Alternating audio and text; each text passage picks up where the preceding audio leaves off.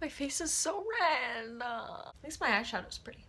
We're gonna have snack of choice today is some fat-free, gluten-free, low-sodium gummies that my cousin gave to me. Hello everyone and welcome to today's video in which I'm going to be listing my top TV shows of 2017. Most of these are on Netflix. One of them has been canceled, but I'm pretty sure it's still on Netflix. And one of them is not on Netflix, but I'm going to link it down below, a great website to watch it for free. Wink wonk. Now there's going to be different categories in this. I'm going to be having my top five TV shows of 2017. Then I'm going to be having, then after that I'm going to be having special mentions. And then after that I'm going to be having most hated and the you will be missed category, which will be going to one show in particular that I loved in 2017 that left us too early. And that's kind of better. Now most of these countdown kind of things go from the fifth one to the first one, but this one's going to be going from first to fifth because I feel like my lower scale ones are shows that are not quite as known, so I want to shed a little bit more light on them, you know? So I want to give them their moment at the end, you know? My number one show of 2017 is pretty much, I think we can all guess what show this is. Stranger Things! Woo. I really don't even have to defend why I love Stranger Things because I feel like everyone loves Stranger Things, and at this point it's kind of like, we all know it's an amazing show. And we're talking specifically season 2 of Stranger Things because that came out in 2017. But yeah, the show is amazing and I don't even have to defend it. The amazing new characters were great this year, like Max and Billy and Kali. And like all of them are awesome, and I really think I like how Stranger Things is able to have so many characters, but all of them are still so strong, and that's what really makes this show shine, because none of the characters, you're not bored with anyone in the show. Maybe you're a little bored with Jonathan and Nancy. Winona Ryder is like my favorite actress of all time. So like she was amazing as always. Amazing character development on characters like Will, Lucas, Elle, and Steve. And these are all characters that I think are my favorite characters, if I'm honest. So this was like a really cool season for that. And I really enjoyed just seeing them grow into more of a character. Something I forgot to add, all of these are going to be shows that either I found in 2017 and have like either come out on 2017, have come out with a new season in 2017, except for some exceptions, but I'll explain that later when they come up. Next is Bojack Horseman season 4. I'm also going to be talking about Bojack Horseman in general because all of these are kind of like an in general thing, but you know, I'm going to mostly be talking about season 4. Bojack Horseman is like such an amazing show that I really think not a lot of people give the chance to, or at least not a lot of people my age. And I don't understand why, because it is one of the smartest shows, like one of the smartest comedies I've ever seen. It's so funny, like all of the jokes that happen in the show, they always come back, they always circle back. Like something that they joked about in like the first season can come back in like a season way later. And I think that's what's so smart about it because they know their audience. They know that this is a Netflix show. So someone's binging everything. So when they make a joke that was something in like season 1 and season 4, you're still gonna get it because what, you just watched season 1 like a week ago? You know, it's very smart in that sense. It accurately talks about a lot of subjects that I guess like the media just doesn't really like talking about and we like glorifying a lot, like depression, sexuality, loss in like romance and in your family members and in death in those kind of senses. And it talks about these ugly parts of these kind of topics.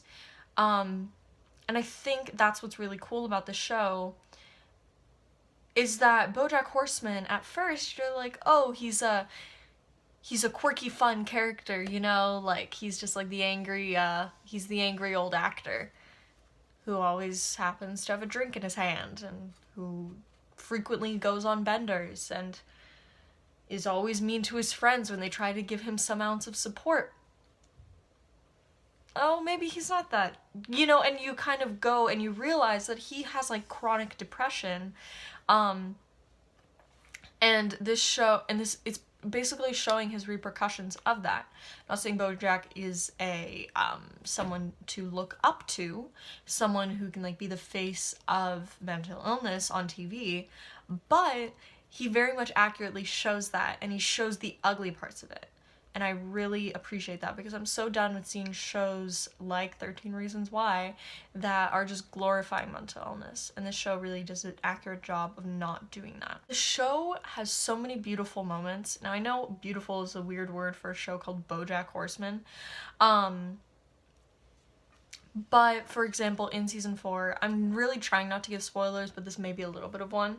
But he basically hears the story of how his mother, how his dad had cheated on the mother, on Bojack's mother, and the whole story of how they basically had like a bastard child and like how they had to give it up for adoption, and this whole like crazy story of just like the mother kind of growing up in this really messed up family and how that affected her to this day, and how she raised Bojack to be bad and how she like badly raised Bojack. And how they did it was so just beautifully done. And even though Bojack is not retaining pretty much any of this information, it's more a treat for the audience, and it's so beautiful to watch.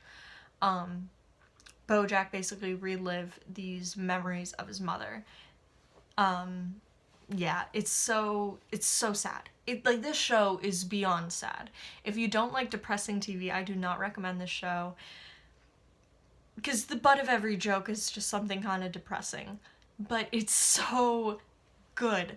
Like, another example is, it has such a clever sense of humor. I've already mentioned, but it also has just jokes that are so messed up, but you can't stop laughing. An example of kind of the messed up comedy of this show is a couple that Bojack is friends with. They basically have fracking done under their house for reasons that I won't explain. And they're having a dinner party, and basically a bunch of these Hollywood like stars and like, you know, just people of Hollywood basically fall into this hole that they've dug up because of fracking.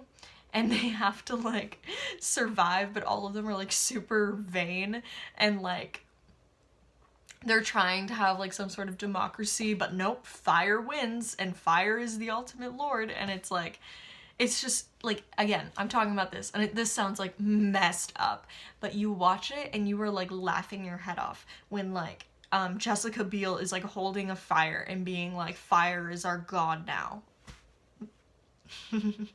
Is, oh my god, Scum, and in particular season 3. Now you may be wondering what Scum is. These other shows that I mentioned you may already be familiar with, / you can just look on Netflix and look up their description. I didn't want to go too much into detail as to what each show is about, more what I liked about each show, because like, you know, it's kind of easier.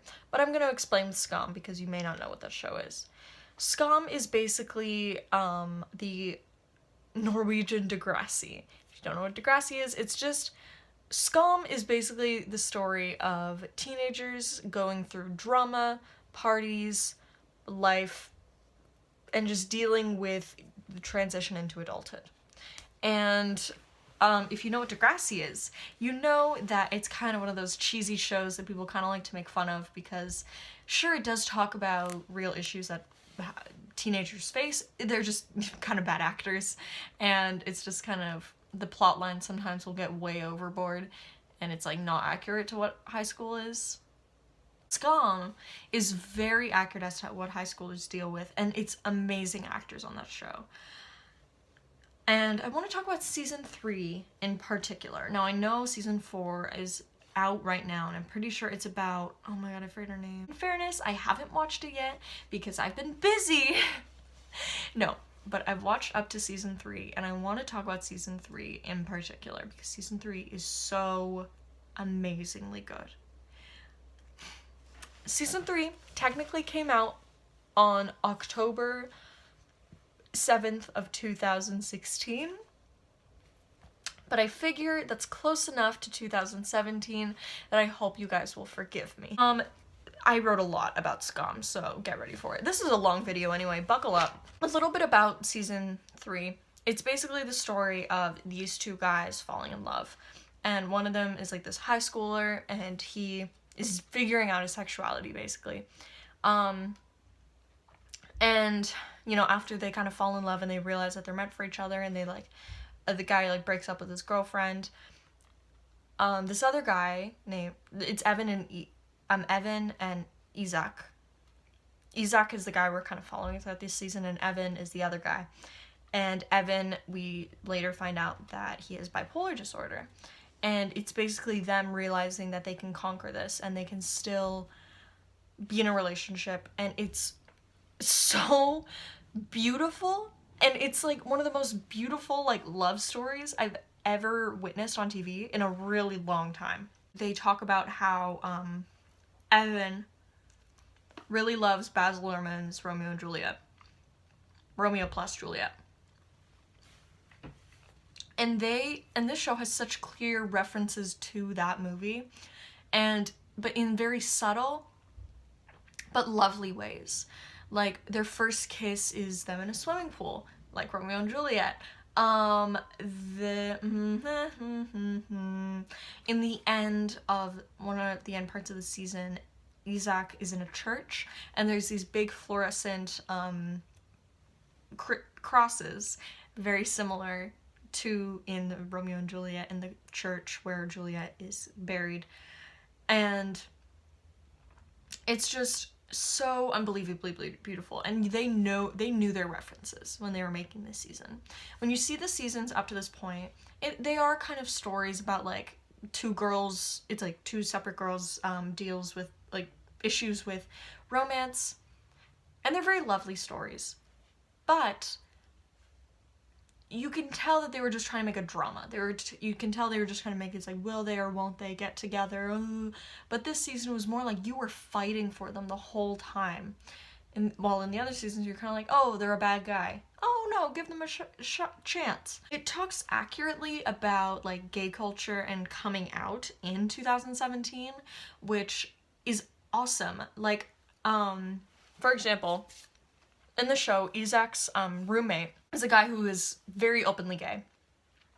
And Isaac is talking to him, and this is kind of before he like came out. And he's basically like, oh yeah, you know I'm gay, but like I don't think I'm like as gay as you. And his roommate's like, what are you talking about? And he's basically like, oh, you know, I'm not gonna like go to Pride, I'm not gonna wear makeup, I'm not gonna, you know, like wear rainbow clothes and that kind of stuff. Like I'm not that gay. And his neighbor basically like gives him this very beautiful monologue, basically explaining to him that these people who do these things, who went to Pride and who wear makeup and, you know, wear pink and like all that stuff, these are the people who fought for your right to do this. These were the people who would rather die than be the same as everyone else. And before you are able to put yourself above them by saying that you'd never do that kind of thing, remember that they are the ones that let you be who you're able to be in 2017. In general, the whole show, because I don't want to just talk about that season, even though that season is probably the best season of Scum ever. In general, Scum is just a crazy good show that accurately talks about problems teenagers face. It talks about sexual assault. It talks about just sex in general. Talks about like having to deal with, you know, teachers and racism and your sexuality, like I've already mentioned. And just, yeah, again, problems that teenagers face. I think the problem with Degrassi, especially the newer seasons, is they're trying to make it really like, oh, we're tech millennial kids, you know? And it's really like, or not even millennials. This is the first generation of Degrassi goers who are not millennials, and they're really trying to make it like, oh, look at us, we're tech kids. Hashtag blessed on fleek. And it's like, And I like how Scum doesn't do that, because that's not accurate. That's not accurate. And I appreciate them for that. Oh, and another thing I have about Isaac and Evan is I love how their struggle of a relationship. At the beginning, it's a little bit of sexuality, but it's not, people are tearing them apart because they're gay. It's more themselves, like each of them dealing with their own sexuality. After that point, there's nothing stopping them from being together. The only thing that is really an issue at that point is just Evan's bipolar, and bipolar disorder, and they're accurately talking about it. But again, it's not even like, oh, you're bipolar, I can't be with you anymore, you're crazy. He still loves him and he still accepts him, and I think that is really beautiful for people who do deal with bipolar disorder, for them to be able to see a character that is still able to find love and to be loved and to have a normal, great life. And I think that's what's really beautiful about this show. And it doesn't separate them for being either of these things, for either being gay or bipolar. Cough, cough, shameless! The next show we're talking about is Series of Unfortunate Events. Again, this one's kind of wrong because Series of Unfortunate Events came out Friday the 13th on November of last year. But that's pretty close to 2017. It inspired me to read. I really was never a big reader until I watched the first season of Series of Unfortunate Events, and I was like, okay, I need to read these books. And then I read all 13 of them, and the extra biography. It does have a lot of green screen, and sometimes you can tell the quality isn't as good as it can be, but I do have a lot of hope because they were talking about season 2 and 3, and they were saying how it's going to be like better than ever. So I do have hope that these small errors that I have with the show are going to be fixed, because I do kind of have a problem with green screen at some point, because it's like, sometimes it's like everything is green screened, and I'm like, okay, you can like calm down just like a little bit, you know? But it still has like beautiful visual effects. It's very Wes Anderson. I noticed at times you can tell like the director was very inspired by that, by him, and I just love the style everything's in. It's very quirky. It's not your typical TV show, and that's what I enjoy about it. It's not like a drama, like, you know, with very aggressive like cuts in the angles and that kind of stuff. It's just very well done. It very much more accurately captures the essence of the books, which I enjoy, because I did not like the movie. I liked it as a kid, but then I rewatched it and I was like, I don't really like this movie, because it's just very scene kid. They were like, oh, we want to make a movie that's gonna appeal to kids, so let's make this super emo and like cool looking, but it's not accurate as to really what the books are. And again, that's me being like, you should read the books, but like, I don't know, that's how I feel. Yeah, and I love how it isn't like super gothic and it isn't super scary like the movie was. It's a children's show. Like, at the end of the day, I'm watching a children's show, and I'm okay with that, because it's a great children's show. And I don't want it to be this like super duper scary, because the books aren't super duper scary. Yes, they're frightening at times. You are genuinely frightened, but you're never uncomfortable. Well, no, you're very uncomfortable sometimes, but you're never like, I don't know, it's never too scary, I guess is the only way I can say it. Just take like a small moment to protect Neil Patrick Harris's Count Olaf, because a lot of people don't like his Count Olaf. I personally am very fine with his Count Olaf. A lot of people like Jim Carrey's better. I hate Jim Carrey's Count Olaf. I cannot stand him. I think he's very, like, Neil Patrick Harris's is much more accurate to the character. Like, a lot in the movie, Jim Carrey would be very mean, but then adults would come and be like, oh, nothing happened. I love these little tots. But in the movie, but in the TV show and the books, he's not nice to them, like, ever. But no adults say anything because they're like, oh, he's an adult. He knows what he's doing. And that's the whole point. It's supposed to show that it's like adults know what they're doing. They know everything. That's it. But then this is the story of people being like, knock, knock, knock. Hello, that's not correct. Final show on my list of the top 5 shows of 2017 is Dirk Gently Holistic Detective. I have the least to say about this one, so we're gonna zip through her. It is a crazy story. My friend who read the book told me that it is like nothing like the book. Like, the TV show is nothing like the book, so I really kind of like that.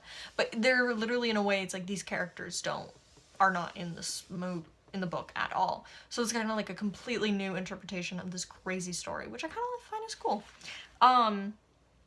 It constantly is keeping you on your toes. You can go from like laughing out loud to this show to literally be like in tears or like scared poopless, because it's so amazing. And the cast is fantastic. Like, they have some of the best actors on the show I've seen in a really long time. I was genuinely so stunned. It's the kind of show you have to watch in one sitting, and you can. I think it would take you like about 3-4 hours. But yeah, it's the kind of show you have to watch all at once. You cannot just stop and go do something else. You have to watch it all at once. And the ending is still super confusing to me, and I don't even mind because I loved it all the same, and it's one of those shows that just is near and dear to my heart. I don't even know if they're doing a season 2, but I really hope they do because I really enjoyed. Now, some special mentions that I'm not really going to go into much detail with, just a bunch of names that I'm going to be recommending to you. I'm pretty sure all of these are comedies. I don't know. I don't have as much of a... I like comedies, but I'll watch them and I'll be like, okay, like, that's cool. You know, like, not many impact me, except for, like, Bojack Horseman. Not many, like, super impact me like that kind of show. They have to be, like, super amazing to do that, you know? But anyway, these are a bunch of shows that I still find amazing. Have nothing against. Bubblegum, Big Mouth, Jane the Virgin. We all know Jane the Virgin. I just slapped that in there because I'm like, eh. Brooklyn Nine-Nine. Kimmy Schmidt. Well, the Unbreakable Kimmy Schmidt, but you can just write Kimmy Schmidt. Anyway, Shameless, The Good Place, Haters Back Off. Those were some pretty good shows of 2017. And on to the most hated shows of the year. Woo! Again, I'm not really going to go into much detail because there's only 2 on this list. And they have been roasted well enough at this point. Riverdale and 13 Reasons Why.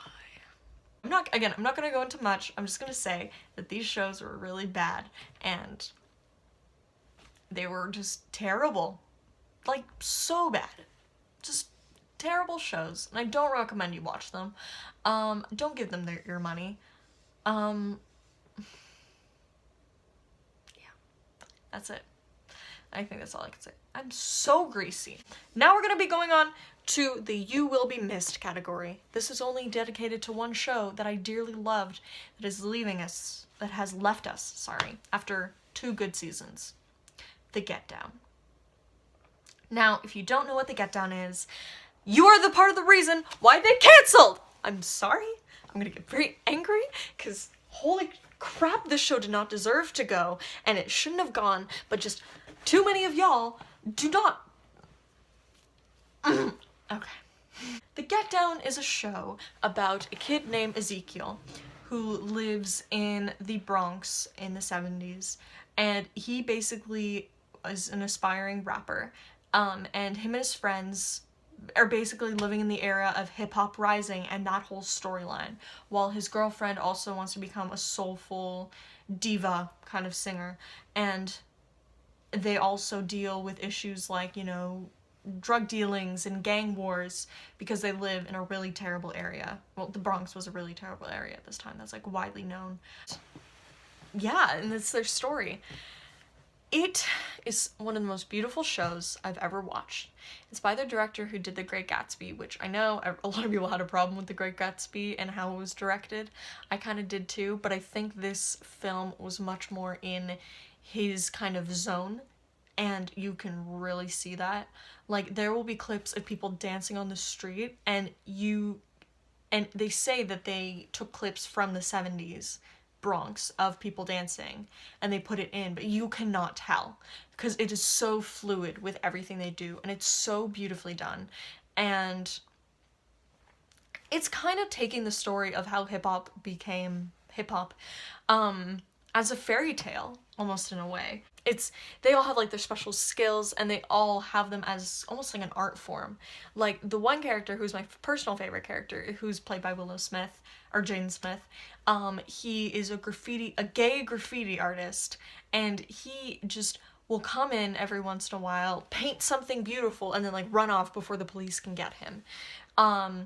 Ezekiel all the time is making little raps and little songs about his beautiful girlfriend Mylene, or about their situation that his group is in right now, or about him and his personal struggles, about being a black man and trying to go to university. And it's written like a fairy tale. Everything about this show I absolutely adore. The costumes, cinematography, the storyline in general, and how it's showing how hip-hop basically affected everything, and how it was affecting the church, how it was affecting families, how it was affecting the drug trade and like clubs and everything in this time.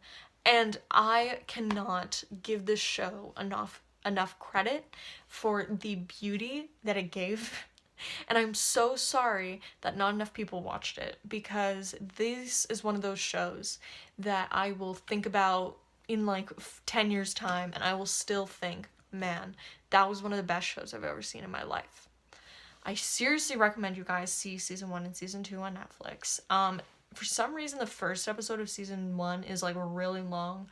I don't know why, but I'm nonetheless just watch it anyway. And engulf yourself into this beautiful world. And I have my friend who is literally like the biggest nerd I've ever seen. Pasty, never goes outside, loves Star Wars. I told her about this show, she watched it, and she loved it too. She absolutely adored it, just like me. So don't say like, oh, I wouldn't watch that kind of show because I don't really listen to hip-hop. I don't care. I don't listen to hip-hop, but now I have such an appreciation for it, and I have such an appreciation for that world. So watch it. Watch it. Watch it. Okay, so thank you for watching this video, guys. I hope you enjoyed it.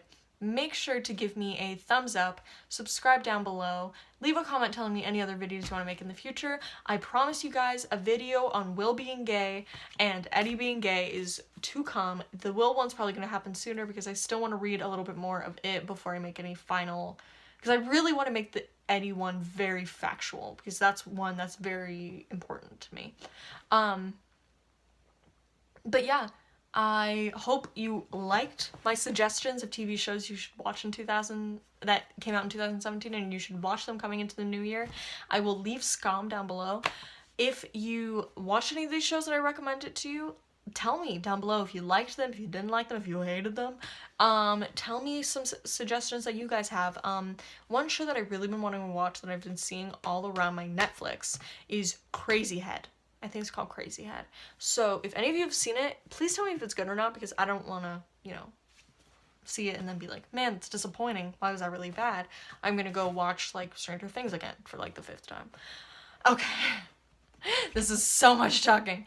I hope you enjoyed this video, guys. Make sure to give it a thumbs up, subscribe down below, blah, blah, blah, blah. Bye.